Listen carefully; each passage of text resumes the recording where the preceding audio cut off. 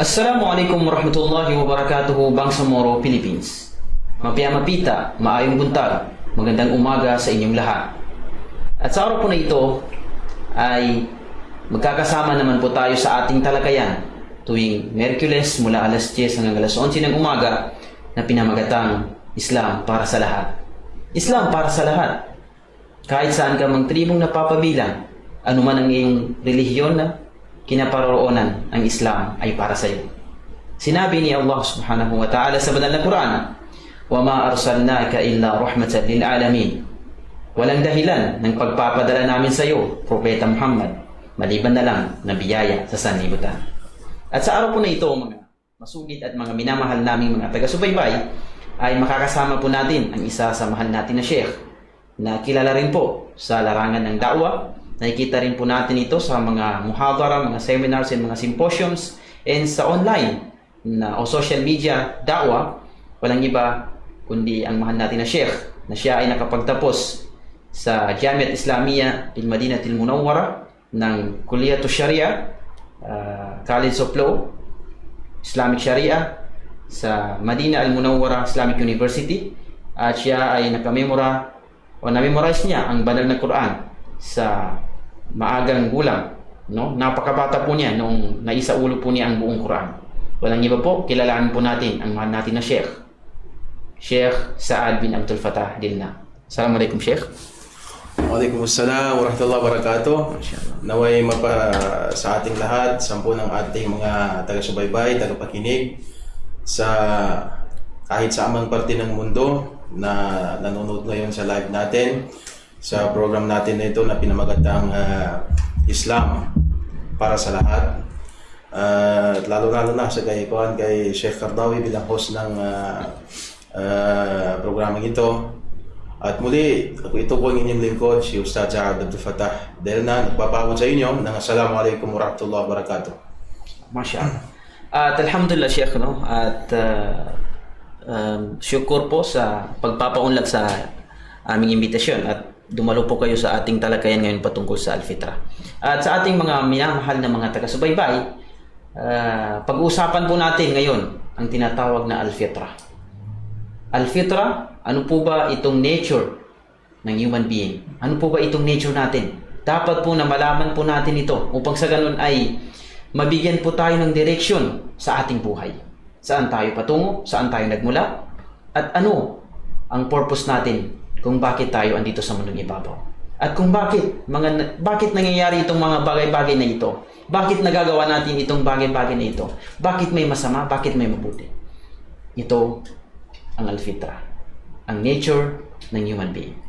At halin na po kayo at pag-usapan po natin itong Al-Fitrah. So, Assalamualaikum Sheikh, no? Since nang pag-usapan po natin ng Fitrah, ano po ba ang ibig sabihin ng Al-Fitrah? So literally Ustaz Qardawi, ang suggested natin na nilagay natin na translation ng Quran ng Al-Fitrah kasi wala po kasing common na translation sa English yung Fitrah. Kaya naghanap na lang tayo ng ano ba yung pwedeng i-translate natin sa kanya bilang Fitrah. Kaya dyan na yung medyo nakita natin Al-Fitrah. Pero pag ang mga taong nag-aaral talaga ng dito sa Sharia, meron silang pagkakaintindi ng Al-Fitra na parang mas malalim pa kaysa sa nature ng isang tao. Kaya pero yan na muna pansamantalang nilagay natin na Al-Fitra. Pero kita mo nga naman, nature of human being, ibig sabihin 4 na words yun eh. Kasi isang word lang na Arabic, tinranslate natin sa 4 words na English. Kaya nga medyo nahihirapan tayo sa paghanap ng medyo klarong, saktong tugma talaga doon sa kung ano talaga yung minang fitra. Pero bilang paglilinaw ng kung ano ba talaga ang ibig sabihin niyan ng al-fitra, yun nga, para sa mga taga-subaybay natin, para malaman nila kung ano ba talaga ito, para i-example na lang natin, para kung baga sa computer, Ustad Qaradawi, ito yung OS, operating system. Okay. Sa Samsung, meron silang Android. May sa mga computers natin, meron tayong mga Microsoft, mga Windows 7, ganyan. Ito yung operating system ng tao, na dala-dala ng tao mula nung siya lumabas dito sa mundo. Sabi nga ng Propeta Muhammad sallallahu alaihi wasallam, sa isang hadis na sahih, kullu mauludin yuladu ala al-fitra. Lahat ng taong ipapanganak, babae man o lalaki, ay dala-dala niya yung fitra na sinasabi. Ibig sabihin, dala-dala niya yung fitra na sinasabi, dala-dala niya yung operating system niya. Gaya din ng cellphone. Pag binili natin yung cellphone, Android man yan, o di kay iOS, o ano man dyan, pag bili mo ng cellphone na yon, automatic nandun na yung na-install na yung operating system niya. So yan yung fitra sa malapit nitong kahulugan. Ibig sabihin, operating system ng tao, dala-dala niya. So, doon sa nabanggit mo, Sheikh, na hadith, maaari po bang palawigin po ninyo itong sinabi ni Propeta Muhammad na kullu mauludin yuladu ala al-fitra? Ano po bang pananaw ng Islam patungkol sa hadith na ito ni Propeta, o ano pong explanation patungkol sa hadith na ito, Sheikh? Sabi ng Propeta Muhammad sallallahu alaihi wasallam, ang pinakamalapit nitong kahulugan, kullu, ibig sabihin lahat-lahat. Ang word na yan na kullu sa Arabic, pag nalagay yan dyan sa pinaka-first na part ng sentence, yung kullu, ibig sabihin lahat-lahat, without exemption. Okay. Sabi niya, kullu mauludin, lahat ng ipapanganak ay dala-dala niya yung operating system na pinadala sa kanya ng Allah subhanahu wa ta'ala bilang likas na anyo na ng tao na may dala-dala siyang fitra na pinadala sa kanya ng Allah subhanahu wa ta'ala. Although meron sa ating mga ulama na nagsabing ano ba yung meaning ng fitra diyan sa hadith na yan. Ang karamihan sa ating mga ulama, kasi nga yung bata wala pang alam. Okay. Pero nandun na yung fitra niya. Ang bata walang alam din, hindi niya kilala ang Allah. Hindi niya kilala ang Allah, pero dun sa fitra niya, dun sa loob, ito yung sabi ni Sheikh Islam Ibn Taymiyyah. Kasi nga ang bata walang alam. So pero nandun sa fitra niya, nandun sa operating system niya, naka-default doon na merong tagapaglikha, na meron siyang mga katangian na extraordinary, na supernatural na katangian, na siya'y nag-iisa lang. Yun yung dala-dala ng fitra na yun. Sino siya? Wala pa siyang alam. Kasi nga bata. So ibig sabihin po, hindi po mai-deny nung bagong silang na bata na meron isang nag-iisang Panginoon. Hindi, kasi nga yun yung dala ng fitra na eh. Kaya nga doon sa kasunod-karugdog ng hadith sa'yo, sabi ng propeta, fa abawahu yuhawwidanihi aw yunassiranihi aw yumajjisanihi. Dahil doon sa merong nga talagang fitra doon sa loob ng kailaliman ng tao na yon, na merong dapat sambahin, na merong mga katangian na supernatural nga, na merong siyang mga kakayahan. Pag ang fitra na yon ay hindi nag-guide, kasi maghahanap ang tao ng masasamba eh. Pag hindi yon nag-guide, maalis siya doon sa default niya. dahil sa influence ng kanyang mga magulang, faabawahu yuhawidanihi, ginagawa siyang yung dalawang parents niya, nanay at tatay, ay yuhawidanihi, ginagawa siyang isang Jewish, isang Hudyo, isang Yahudi, or yunasiranihi, ginagawa siyang Katoliko, Kristiyano, aw yumajisanihi, o ginagawa siyang Majusi. Bakit itong tatlong relihiyon lang ba ang pwedeng maging ang isang tao?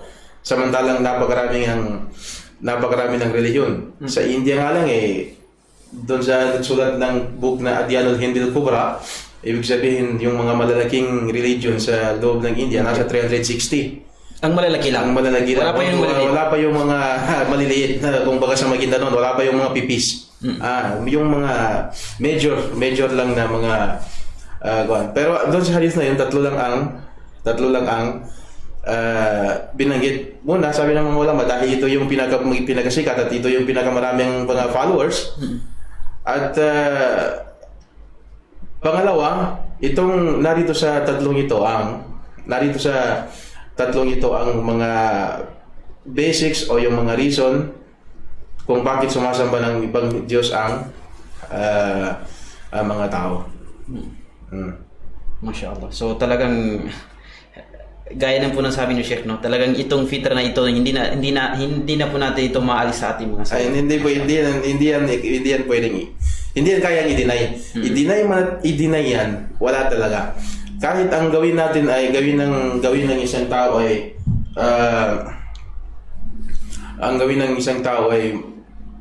sabi niya, ayoko na maghanap ng masasamba, ni si Allah or other than Allah. Ibig sabihin, ayoko nang maghanap ng aking masasamba. Pero hindi rin niya yun kaya. Bakit? Kasi nga kung wala siyang sinamba, hindi na sinasamba si Allah, hindi na sinasamba si Jesus, hindi rin sinasamba yung ibang Diyos-Diyosan, meron pa rin siyang sinasamba kahit i-deny niya. Sinisiyamba niya yung Adam. Ibig sabihin ng Adam yung wala. Sumasamba pa rin siya ng wala. Bakit? Yun yung fitra niya Pilit siyang hinihila ng fitra niya upang sumamba. Pero siya naman, deny. Kaya nga, sumasamba ng wala. Mashallah. So talagang kahit anong gawin po natin ay may mga kasagutan sa mga ganitong katanungan. Hindi po natin natakot ang ating reliyong Islam sa mga ganyang mga katanungan. Prepared po ang revelasyon, ang wahy ng Allah, ang Quran at sa kasunod ng Propeta Muhammad sallallahu alaihi wasallam sa mga possible na questions na darating sa mga huling araw pa 100 years later. Nag-prepare na po ang revelasyon o yung Quran at sa hadith ng mga kasagutan sa mga ganyang katanungan. Mashallah. So, talagang kung pag-uusapan po natin itong fitra, mga masugid nating mga taga-subaybay ay talagang napakalalim po. Na kung titingnan po natin kanina na yun ang pinaka-point ng sinabi ni Sheikh kanina, yung fitra ay hindi na po natin yan maalis sa ating mga puso, sa ating mga sarili. Pilit man na itaboy ng ating mga pag-iisip, pero yung puso natin talagang nakakonect sa nag-iisang Panginoon. Hindi po natin maalis yan. Okay? So, pangalawang katanungan, Sheikh, no? Ano po ba ang kahalagaan nito sa tao? Since na itong fitra na ito, nasabi nyo kanina na hindi po na maalis ito.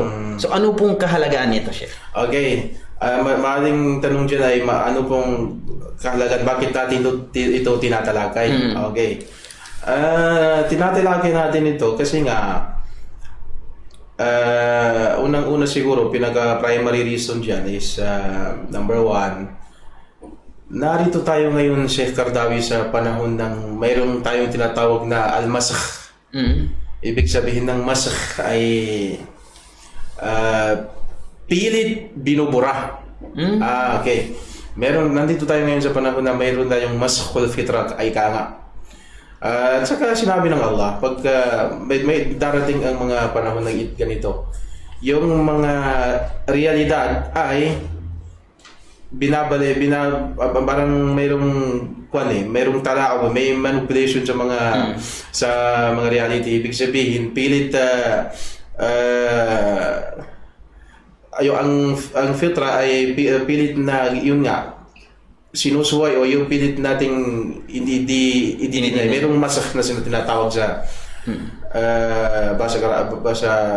ibig sabihin sa lingwahe ng mga Arabo, merong tinatawag na narito tayo ngayon sa Maswa Fitra. Ano bang example dito sa mga pagmasak ng Fitra to? Kaya dapat nating talakayin. Merong mga taong nagsasabi na ngayon sa mga panahon na ito ba, dati-dati hindi katanggap-tanggap sa lahat ng komunidad sa buong mundo ang sabihin na natin ang pag-aasawa ng dalawang magkapareho ng kasarian. Lalaki sa lalaki, babae sa babae. Sabi pa nga ng Allah subhanahu wa ta'ala sa Quran sa kwento ni Lut alayhi salam, ma sabaqakum biha min ahadin min al-alamin. Ibig sabihin yung karumal-dumal na gawain na yan, wala pang na gumawa niyan sa mga previous na mga generation o di kaya yung mga hadarat, mga previous na mga tao, mga civilization. Kayo pa lang ang gumawa niyan. Ibig sabihin kasi nga nandun ba yung fitra na nakikita mo yung bawal kasi nga dun sa operating system mo. Ngayon, mayroong pangyayari ngayon na yung istingkar o yun kaya yung pag-condemn sa mga ganong gawain na hindi na ganon kalagas sa mga panahon natin ngayon. Pero nga hindi ko I don't know na mention the name of that country. Merong isang country ng mga Arabo. Pag dito sa atin pag sinabing Arabo yan diyan na yung relihiyon. Ibig sabihin gawain ng Arabo ito yung sunna. Yun pala biday. Siguro magugulat kayo pag sinabi ko ito. Merong isang country ng mga Arabo. Hindi ko na i-mention ang pangalan. Binigyan ng permit ang isang association ng mga bakla sa naturang country at meron na siyang permitted na siya. Pumunta yung association na yun doon sa Supreme Court nila. Yung Supreme Court na yun, gumawa sila ng plebiscite sa lugar nila kung ano ba ito. Payag ba kayo naggawin ito? Payag ba kayo na ituloy ito? Payag ba kayo dito sa hinaing ng association na ito makikita mo yung tao, gumawa sila ng survey talaga yung mga kabataan na yun may gumawa yung mga kabataan ng survey sa mga kanto-kanto sa mga public places, no, katulad ng ginagawa natin dito sa Davao dati. Sa mga public places na nag-survey sila kung ano bang tingin ng publiko dito sa ganito.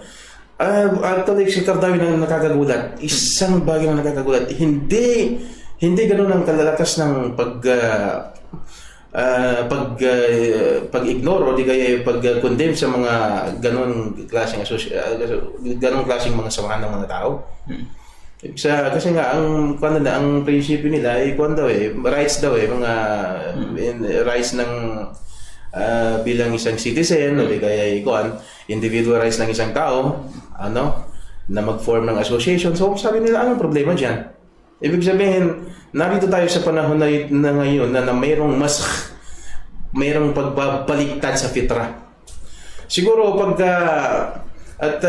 siguro kung meron lang mga aya o di kaya meron lang nabi o wahi na bumababa sa mga araw na to, mga panahon natin ito, walang mga aya o di kaya mga hadith na ilalabas kung meron if ever na merong buhay na propeta sa panahon natin ito ngayon.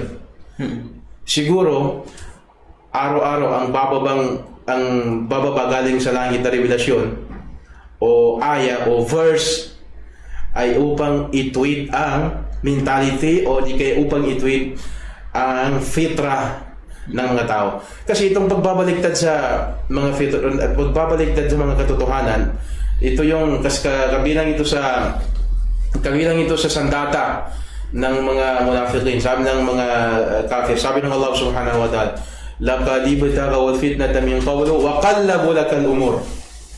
qallabu lakal umur. Ibig sabihin, babaliktadin nila ang katotohanan.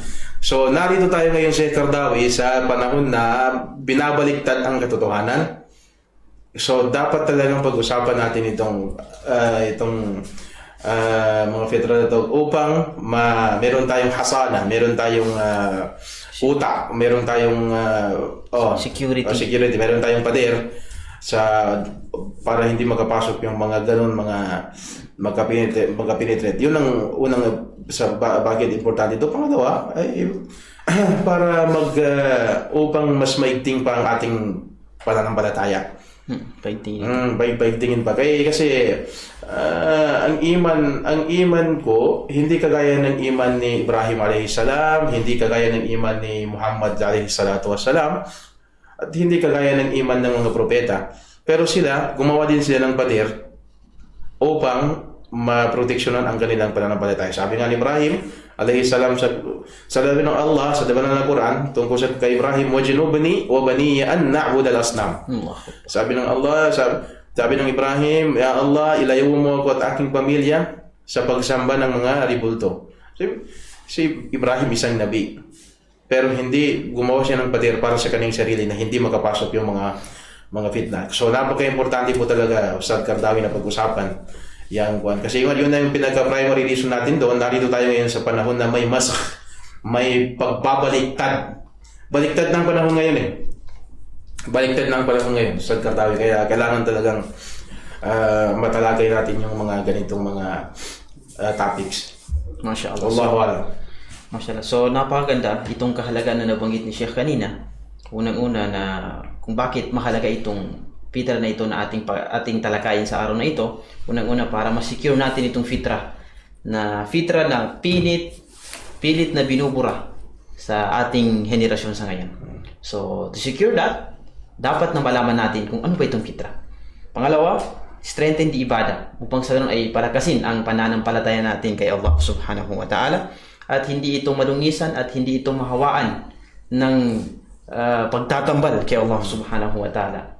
So, doon sa nabanggit ni Sheikh, even the prophet, isa sa mga Abul Anbiya, father of faith, ika nga sa sinasabi sa Biblia, father of faith, ay gumawa siya ng paraan para mas may seguridad ang kanyang pananampalataya sa nag-iisang Panginoon, si Propeta Ibrahim o Abraham alayhi salam. How much more na tayo na hindi umabot yung ating paniniwala o pananampalataya sa kung ano yung pananampalataya na naabot ni Propeta Abraham, Propeta Muhammad sallallahu alaihi wasallam at iba pang mga propeta na kilala natin sa pananampalataya nila kay Allah subhanahu wa ta'ala. At inshallah mamaya-maya para mapaigting itong dalawang kahalagaan na nabanggit ni Sheikh, mayroon pang mga kahalagaan na iba na hindi pa nabanggit ni Sheikh, pero ito yung pinaka-vital sa mga kahalagaan kung bakit tatalakayin natin ito. Inshallah, tatalakayin po natin ang mga nilalaman ng fitra na ito upang sa ganun ay ma-realize natin itong kahalagaan na ito na security sa ating fitra at mapalakas to strengthen our ibadah, our worship. Inshallah, magbabalik po tayo pagkaraan ng ilang sandali.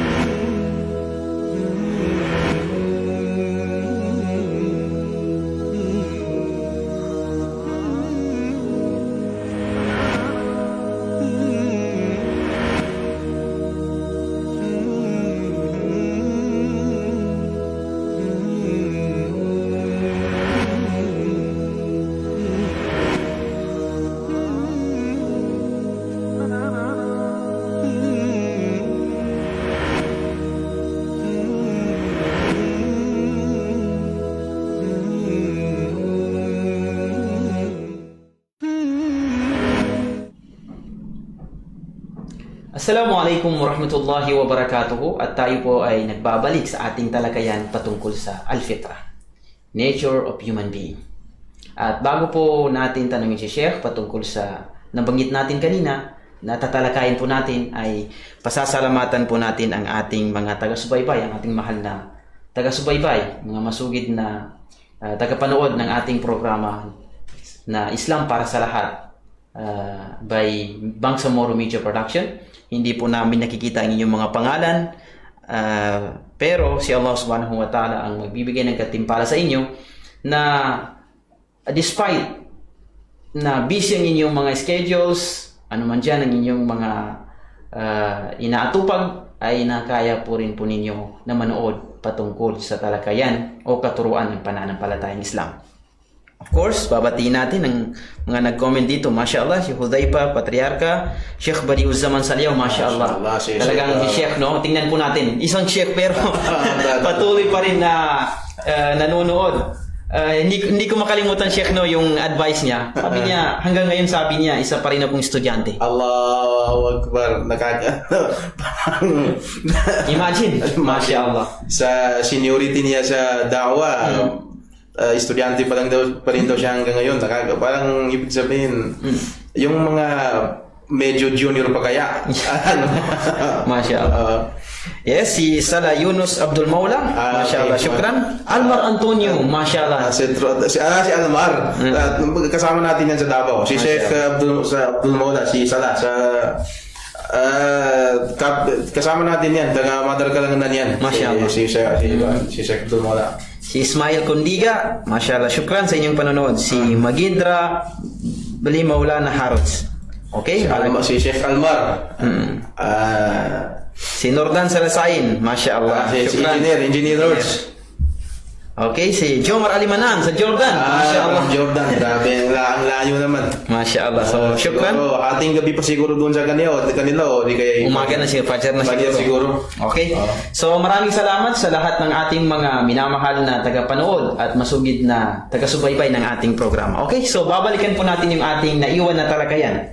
So, since na nabanggit po ni Sheikh kanina yung kahalagaan, at para ma-secure ito o ma-preserve itong kahalagaan na nabanggit ni Sheikh, nararapat na alamin po natin kung ano po ang nilalaman ng fitra na ito. Kung mararapatin niyo po, Sheikh, bigyang diin niyo po kung ano po ba itong nilalaman ng fitra na ito na point to point na nararapat na ma-focus ang isang tao dito, Sheikh. Well, mag-start siguro yan sa isang verse from the Holy Quran. Sabi ng Allah subhanahu wa ta'ala, laqad khalaqna al-insana fi ahsani taqwim. Katotohanan na aming nilikha ang tao sa kanyang estado na siya ang ahsani taqwim, ibig sabihin kumpleto at mahusay ang pagkakagawa sa kanya. Kabilang sa kakumpletuhan ng pagkakagawa sa tao ay yung fitra niya. So yung fitra, nung hinanap ng mga ulama natin kung ano ba talaga itong mga nilalaman ng mga hidayat o di kaya ano ba talaga yung mga built-in na nadala nitong fitra na ito. Hindi natin ito makuha kasi built-in na ito kung baga sa cellphone, hindi pwedeng remove kasi nandun na sa loob. So meron siyang, sabi ng mga ulama, meron siyang 5 na dala yung hidayat o di kaya yung mga nadala yung fitra natin. Unang-una dyan,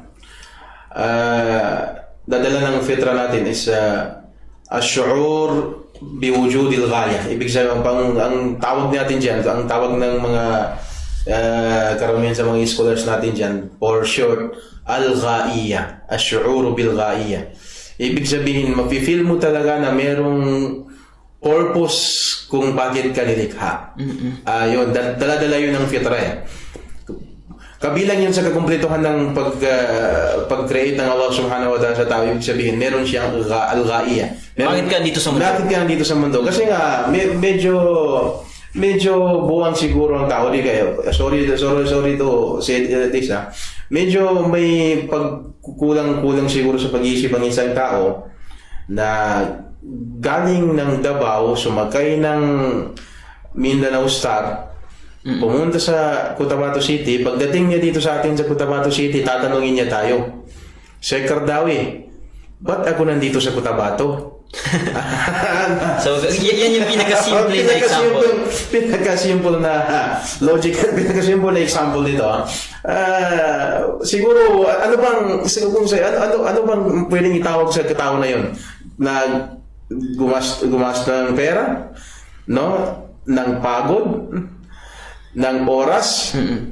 Sumakay sa napakalayong almost more than 200 kilometers ang distance from Davao to Cotabato. Pagdating dito, tatanungin ng tao dito, ba't ako nandito?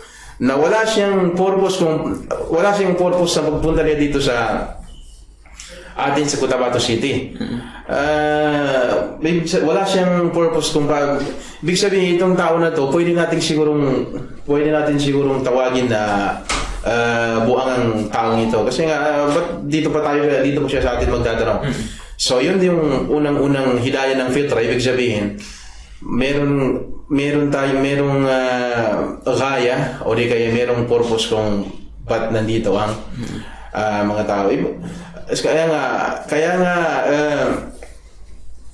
nga, dahil sa naramdaman ng tao itong meron siyang purpose, kung bakit siya nandito, bakit nakikita niya yung lupa ginawa para sa kanya, yung karagatan, nandyan yung mga isda, dyan kukunin yung mga isda, yung mga lupa dyan, yung mga vegetables, dyan yung mga prutas, yung sky, yung oxygen na nilalanghap, yung tubig na fresh water na iniinom. No? Lahat ng kakumpletuhan nandito sa ginawa ng Allah subhanahu wa ta'ala dito sa mundo. So, mustahil o di kaya imposible na pinapunta lang tayo dito o di kaya kinreate lang ng Allah subhanahu wa ta'ala ang tao na walang purpose, walang gaya. Dahil sa mayroong purpose yan, dahil sa mayroong purpose yung creation, naghanap ang tao ng masasamba. So, meron nang sumamba ng baka, meron nang sumamba. Kasi nga, nandun sa fitra na niya, may purpose siya kung bakit siya nandito. Na meron siyang dapat sambahin na merong supernatural na kakayahan. Ang sinasamba na yun, dapat isa lang. Kasi hindi pwedeng maging dalawa. Nandun sa fitra yun eh. Kasi hindi ba sa aklan, ibig sabihin sa logic ng tao, hindi pwedeng maging dalawang Panginoon. So, kahit dahil nga sa naghanap ang tao ng masasamba, marami na naghanap ng kahit ganitong sinasamba. Pero ang Allah subhanahu wa ta'ala, sinabi niya kung anong purpose at biyayang Allah subhanahu wa ta'ala sa ating mga Muslim na nakita natin na ginabayan tayo sana makita natin yung tunay at karapat dapat na sambahin. Yun ang Allah subhanahu wa ta'ala. Sabi sa isang verse sa Quran, وَمَا خَلَقْتُ الْجِنَّ وَالْإِنسَ إِلَّا لِيَعْبُدُونَ. Walang purpose, walang reason kung bakit ginawa, dinikhang mga tao at mga jin, mga engkanto, o walang iba kundi upang sambahin ang Allah subhanahu wa ta'ala. Kaya nga sobre yung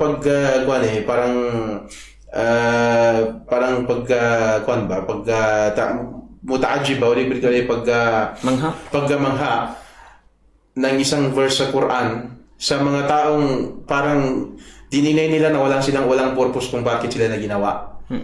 Sinabi ng Allah sa isang verse sa Quran, ayahsabul insanu an yutraka sudan. Merong mga taong nagdi-deny kung ano bang purpose kung bakit sila nandito sa mundo. Sinabi ng Allah, ayahsabul insanu yutraka sudan.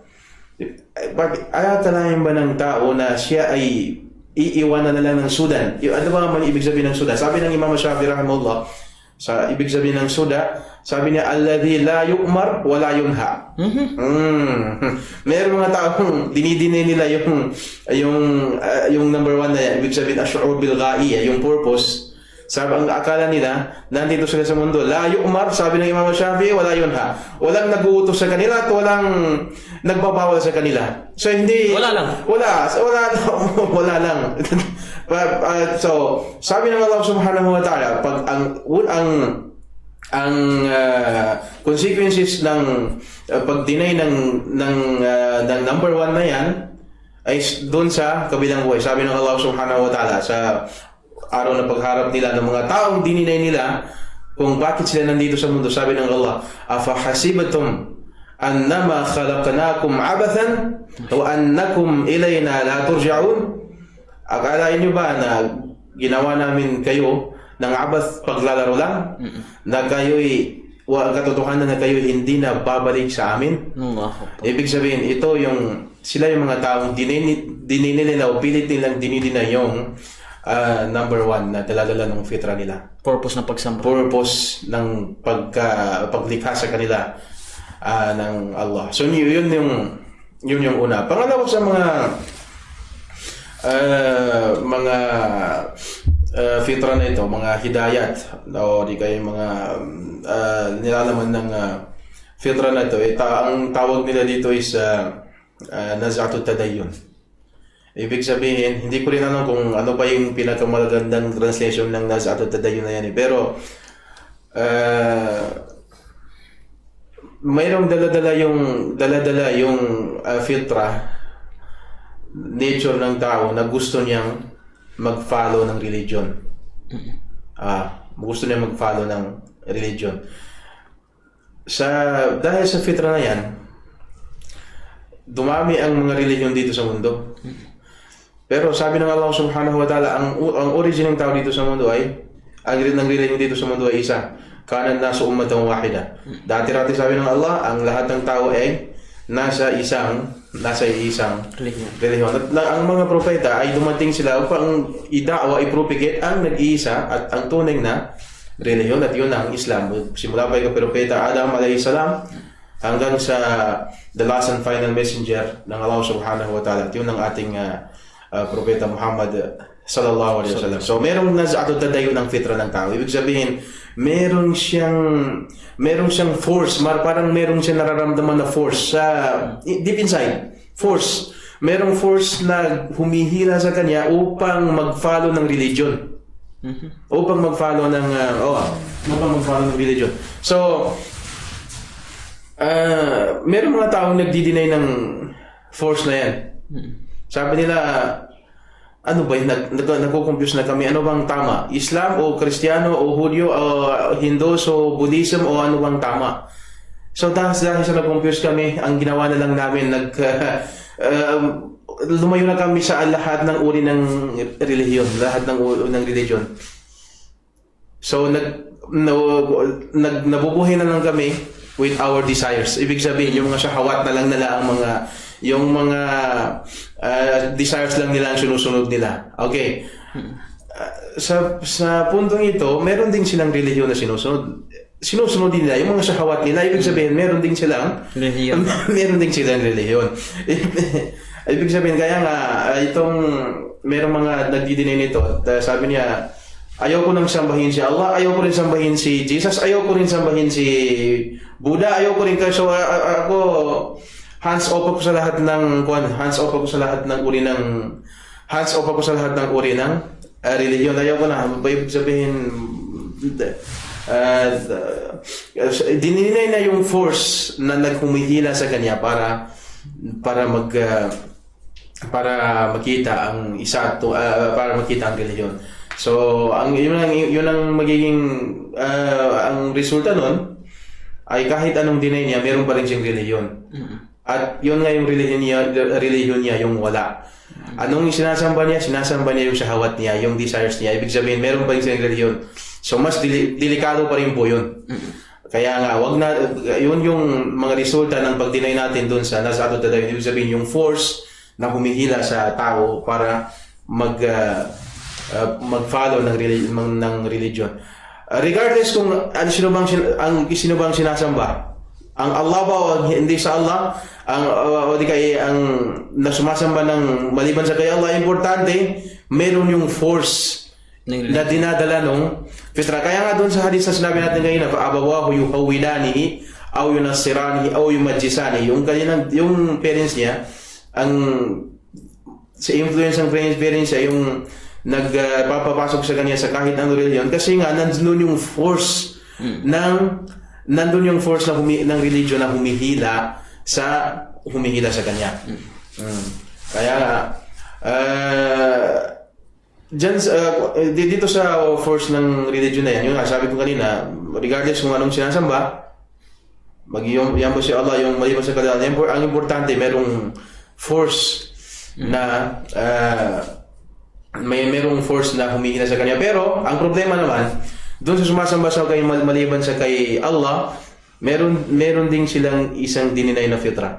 Doon sa fitra na sinabi natin kanina, yung naka-built in na doon sa fitra na ng tao na ang Diyos na dapat sambahin ay yung nag-iisa at yung may supernatural na kakayahan. Na yung mga sipat na yun o di kaya mga katangian na yun sa isang Panginoon ay never mo yan makita kay Buddha, never mo rin makita kay Jesucristo, never mo rin makita sa lahat ng uri ng sinasamba maliban sa kay Allah. Ibig sabihin, meron yung sumasamba o di kaya mga followers ng ibang relihiyon ay meron ding silang some points na dinideny dyan sa Nazareth Tadayon. Okay, so ang natira, ang Islam lang ang totoong sumusunod sa fitra, o ang Islam lang ang merong compatible dyan sa Nazareth Tadayon. Ibig sabihin sa force ng pag-follow ng religion. Ayun yung pangalawa, no? Meron pang mga ibang bagay na o di kaya meron pang hidayah o di kaya meron pang nilalaman itong fitra na ito na kakaiba. Meron pang nilalaman itong fitra na ito na importante rin sa atin na malaman natin. Siguro naz'at al-akhlaq, an-naz'at al-akhlaqiyya. Ibig sabihin ito yung pangatlo. Merong force kanina force ito force din to merong force na humihila sa tao upang makita niya o makilala niya kung ano ba yung good o ano ba yung bad. Bad, good, at saka bad. Nasa fitra yun Hindi, how to differentiate immoral and immoral. Moral and immoral. Ito, metaphysics to Hindi yung itong moral, ito yung values na ito, good or bad, metaphysics to. Hindi ito kayang pag-aralan sa physics. Kasi nga, mas mataas pa sa metaphysics kasi siya. Hindi katanggap-tanggap sa pag-iisip ng isang tao na kung paano niya ma-differentiate yung tama o mali o mabuting ugali o masamang ugali kung walang default na operating system sa kaloob-looban niya. Kung i-deny natin yung force na yan na humihila sa atin sa Naz'at al-akhlaqiyya, force na humihila sa atin sa magandang mga pag-uugali, i-deny natin yan, ang resulta nun, walang masamang ugali at walang mabuting ugali. Walang magandang ugali, walang masamang ugali. Kaya nga sa mga taong nagdi-deny ng Naz'at al-akhlaqiyya na yan, sa kanila hindi masama ang pagsama ng isang babae na may asawa sa isang lalaki na hindi na asawa. Hindi mo kaya nga wala silang criteria kung paano ba i-differentiate yung masamang ugali at saka yung mabuting ugali. Kasi nga yung mapag-differentiate ng mabuting ugali at saka masamang ugali, naka-built-in yan sa kaloob-looban ng tao. Sinong nagbigay dyan? Sinong naglagay ng ganyan dyan sa loobang ng tao? Hindi yan kayang ilagay ng ninuman. Hindi yan kayang i-program ninuman. Hindi yan kayang iset ninuman, maliban na lamang kung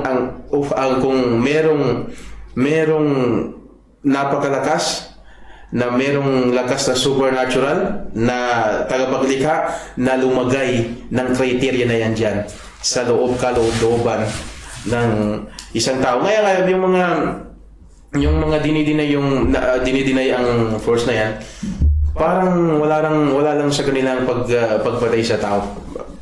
I'll give you an example, isa lang. From panahon ni Mao Zedong sa China, between 1938 to 1942, more than 30 million ang namatay na tao. More than 30 million ang namatay na tao dahil sa gutom. Cultural Revolution. Oo. Yun sa revolution na yun.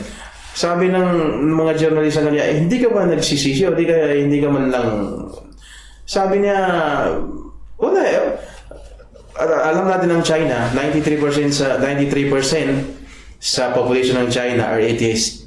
Ibig sabihin, ang atheist kasi pag nag-atheist ka, dininay mo talaga yung fitra mo eh. Parang pilit mo talagang ididinay yung fitra. Pati yung naz al-akhlaqiyya, pati yung force ng good ng pag-uugali, dininay mo na rin. So, walang criteria kung paano i-differentiate yung magandang ugali doon sa masamang ugali. Nung tinanong siya, nagkisigaw, sabi niya hindi. At merong na-quote sa kanya na pag sinabi niya sabi niya, walang problema sa akin na mamatay yung 50% ng population ng China para mabusog yung 50%. Mamatay sa gutom yung 50%, walang problema sa akin. Ang importante, mabusog yung another 50%. Walang pakialam. Walang pakialam kasi nga dininay yung an-naz al-akhlaqiyya. Yan ang pinaka kaya nga pag tinanong mo sila kung merong bang good or bad, sabi nila walang good at walang bad. Bakit? Kasi nga dininay yung an-naz al-akhlaqiyya na nandun sa sinong naglagay nun? Hindi yung kaya i-program ng sinumang tao. Ang Allah o di kaya ang nag-iisang tagapaglikha ang may kakayahan na lumagay ng ganun sa tao. Ang nag-iisang tagapaglikha ang may kakayahan gumawa o di kaya maglagay ng ganun sa isang tao. Ang number 4, pangapat na para kasi medyo mahaba-haba ito kaya medyo bilisan na lang natin. Number 4 ay meron silang tinatawag na sa mga tinatawag na mga scholars natin na al-mabadi al-aqliyya ad-daruriyya. Ibig sabihin, medyo mahaba yan yung al-mabadi al-aqliyya ad-daruriyya, pero i-short na lang natin. For short, yan yung common sense. Yan yung common sense. Al-musalamat sa ibang term nila dyan. Merong mga taong pilit dinidinay itong common sense na to sa Qaradawi. Sa anong kasi nga ang pinaka-logic na built-in sa kailaliman ng isang tao, ibig sabihin, lahat ng bagay na nag-exist ay merong cause. May dahilan. So, ba't nandito yung mundo? Kasi nga may creator. Ba't na lahat ng nandyan nag-exist lahat ng nag-exist ay merong cause kung bakit siya nag-exist, bakit siya nandyan. Ballpen may gumawa. Bakit may microphone? Kasi nga may gumawa. Bakit merong universe? Kasi nga may creator. Bakit may creation? Kasi nga may creator. So, yun ang pinaka logic nila. Merong mga taong pilit idinidinay na merong ibig sabihin merong creator. Nung tinanong ang mga tao nito, but hindi ba nagviolate ang common sense pag sinabi natin walang creator? Sabi nila, nababiolate dito ang common sense. So, ibig sabihin, wala sa kanila ang sinasabing common sense. Meron ba akong nakita ng isang debate ng mga tao na itong mga materialism na mga tao, ng mga naturalism at materialism. Sabi niya, ang lumikha daw sa mundo, tingnan mo kung paano nila dinidinidi talaga yung dala-dala ng naka-built-in na fitra nila. Ang gumawa daw sa buong mundo, kasi nga, sabi nung ka-debate niya, lahat ng bagay na nag-exist may cause, may dahilan kung bakit nag-exist. So paano ang buong mundo na ito na napakalaki at napakahusay ang pagkakagawa, paano siya nag-exist na walang cause, walang dahilan, walang naglikha? Sabi nung materialism na yun, sabi niya, It's a computer. Computer daw yung gumawa ng buong mundo. Sabi nung kasama niyong nung kadibati niya, "But ang computer ay ginagawa ng tao, paano ba kaya ng computer na gumawa ng mundo?" Sabi niya, hindi. Ito yung self-designing computer. A self-designing computer. So, ibig sabihin, sa pag-inkar nila o pag-deny nila ng ghaib, pag-deny nila ng fitra nila, ang makhraj nila o ang exit nila doon sa pagkatawa-tawang mawkip na yun, pagkatawa-tawang sitwasyon na yun, wala silang exit doon kung di gumawa ng katatawanan. Ang importante, meron silang exit sa pagdine nila ng fitra. Ang panglima, siguro dito na lang ang ito na huling nilalaman ito ay merong dala-dala ng fitra na yun yung al-irada al-hurra. Ibig sabihin free will. May free will ang lahat ng tao by their nature. So may free will ang tao. Gusto mong tumayo o ayaw mo? Tatayo ka o hindi? Magsasalita ka o hindi? Iinom ka o hindi? Magsasalita ka o hindi? Lalakad ka ba o hindi? So na meron kang free will. So meron kang free will, nasa iyo ang full ikaw yung fully responsible sa kung ano man ang yung ginagawa, yung desisyon.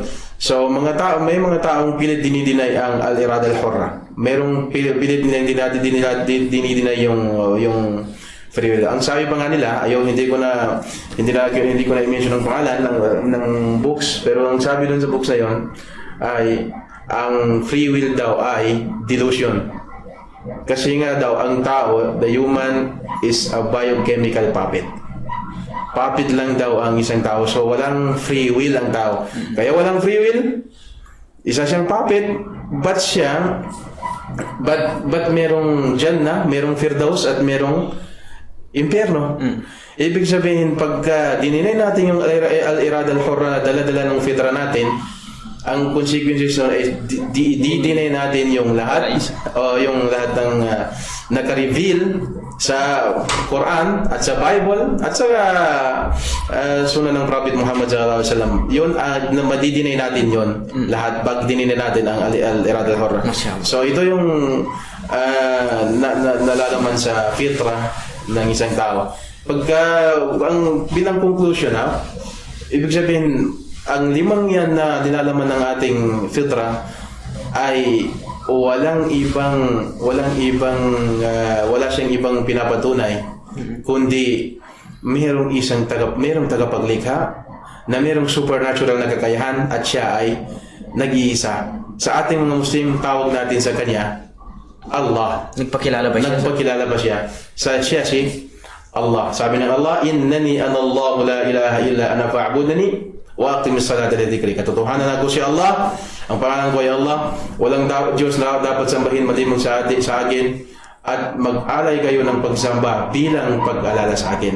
Yun si Allah. Yun ang nilalaman ng ating fitra yun yung naka-built-in sa fitra nating mga tao. So, mashallah, based sa sinabi mo, Sheikh, walang Panginoon na pinakilala niyong kanyang sarili at nagbigay siya ng mga ebidensya mula sa mga salita niya o naman siya ng kanyang ginawa. Maliban na lang na si Allah. Maliban kay Allah. Mashallah. Okay, mashallah, talagang napakasarap kung pag-usapan po natin itong fitra. At bilang panghuli na katanungan kay Sheikh, bago po siya, siguro kasama na dito yung pagbibigay ng mensahe sa ating mga tagapakinig, ating mga taga-subaybay. Mayroon po ba kayong may rekomenda na aklat o references na magandang basahin patungkol sa fitra na ito? At of course, for the last message sa ating mga taga-subaybay, Sheikh. Siguro pag yung mga taong nagbabasa, gusto magbasa ng mga books tungkol dyan, merong merong books na tinalakay talaga yung fitra na yan sa English. Si Dr. John Lennox. Meron siyang books na tawag doon is God's Undertaker. Napakasikat po na books yan lalo na sa West banda sa Amerika. Napakarami pong nagbasa Ghost Undertaker. Ng books na yan. Meron pang merong si Alexander Fluke. Siya yung pinakasikat na atheist sa 18th century. Pero siya ay nag-Muslim. Meron siyang books na tawag nila doon is There's a God. There's a God. There's a God. So, atheist siya na nagbalik Islam. Pag isang sikat na atheist na nag-Muslim, no, nag-Muslim, sumulat ng books. Yung books na sinulat niya, mayroong kakaibang taste. May special na recipe. Yes, comparison ng... May special na recipe kasi nga tao nandun sa loob at lumabas. Meron talagang special na recipe na wala sa ibang books yung kay yung Del Zagat kay Alexander Fluke. No, tinalaki din niya yung mga patungkol diyan sa limang na tinalaki natin kanina. Masyaallah. So ulitin po natin, no, itong si Alexander Fluke, isa po siyang atheist na nagabayan sa pananampalatayang Islam at sumulat siya ng kanyang aklat na pinamagatang There's a God. Mayroong Panginoon. Masyaallah. At of course, yung huling mensahe niyo po sa ating mga taga-subaybay, Sheikh. Sa lahat ng ating mga taga-subaybay, dapat po sa ating mga Muslim, lalo ng mga kabataan, meron tayong hasana, ibig sabihin, meron tayong mga pader na masecure natin ang ating aqidah, ating iman. Lalo na po sa panahon ngayon na may napakarami pong fitna ang lumalabas. Alam niyo sa mismong sa area ng mga Arabo, itong pinaminam ng atheism at saka ashuthut, ibig sabihin itong mga homosexual nito, mga same-sex marriage na nangyayari ay napaka sikat na po ito, di kay nag-i-spread po talaga ito, talamak na po ito so hindi po imposible na umabot yan dito sa atin dahil nga merong mga Arabo magsalita pero ang kanilang fitra o di kaya ay mga reference nila ay iba-ibang akida. So iba-iba po ang akida. Meron silang mga ideology na ini-install o di kaya meron silang ideology na ini-input sa kabataan natin. So tayo namang mga kabataan, napakadali na pong mag-follow ng kung sino man dyan sa Twitter, dyan sa mag-subscribe sa mga dyan sa YouTube. So napapanood po natin yon lahat. Kaya nga nagka-penetrate sa atin itong mga subuhat na ito na pag hindi natin pinag-igting ang basics na kaalaman natin tungkol sa ating reliyong Islam ay mag-absorb natin kung ano man yung isasabihin nila. So ang resulta nun magkakaroon tayo ng doubt o magkakaroon tayo ng shock. Pag pumasok na po yung shock doon sa puso natin, naku po, delikado na po yun kasi virus na yun eh. Yung shock na yun ay virus. Marami sa kabataan na ito na nakita ko doon mismo sa hindi ko na i-mention kung saan banda, pero nagsabi sa akin, sabi ni Ustad, ako'y sumasamba sa kay Allah pero parang daily routine na lang yung pagsamba sa kay Allah, pero sa deep inside sabi niya meron akong shock sa kanya, meron ba siya o wala, samantalang kasama namin magsamba. Allah. Ibig sabihin dahil yun sa kung ano sa influence na nakikita niya doon sa social media. Kaya nga mga kabataan, pag-aralan natin ang ating relihiyon, paigtingin natin ang ating akida, at wag tayong ang Quran ang pinakamalakas na solusyon o di kaya ang pagbasa ng Quran ang pinakamalakas na pader natin upang malabanan natin ang kahit anong mga syubha o di kaya kung ano man ang doubt na meron po sa atin. Yun lang po. Once again, ito po si Ustad Zagat Delna, ang inyong lingkod. Assalamualaikum warahmatullahi wabarakatuh. Assalamualaikum warahmatullahi wabarakatuh. At sa ating mga mahal na taga-subaybay, kami po ay nagpapasalamat sa inyo. At masyaallah, napakarami pong aral na pulot sa araw na ito. At advice po, no? From my heart na research kung ano po ang pananampalatayang Islam. No, hindi naman po masama na pag-aralan kung ano po ang Islam. Hindi po namin kayo pinipilit, yung mga hindi pa po mga Muslim, hindi po namin kayo pinipilit. At yung mga Muslim po, paigtingin, no? Yung steadfast in our al-istiqamah sa ating pananampalatayang Islam. At pasasalamatan kami po ay nagpapasalamat sa inyo. Mahal namin mga taga-subaybay sa inyong pagtangkilik sa programa natin na Islam para sa lahat. Hatid sa inyo ng Bangsamoro Media Production. At muli po, ito po ang inyong lingkod, kapatid sa pananampalatayang Islam, Karudawi bin Salik. Assalamualaikum warahmatullahi wabarakatuh.